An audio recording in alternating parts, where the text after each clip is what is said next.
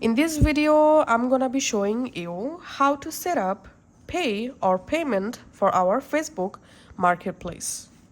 All you have to need, open the Facebook app and make sure to sign into your Facebook account. Now tap on your profile photo and tap on settings.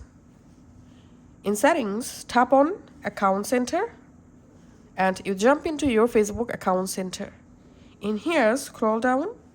Under account settings section, tap on MetaPay, or you can see here payment, just tap on that. And here, select manage, then tap on add payment method. Now select a payment method. You can select credit or debit card, or you can select PayPal. So I'm selecting the first option.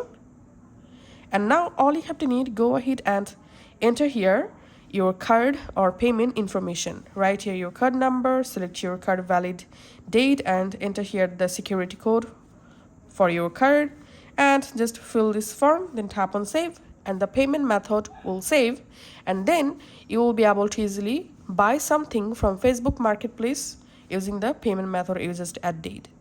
Thanks for watching.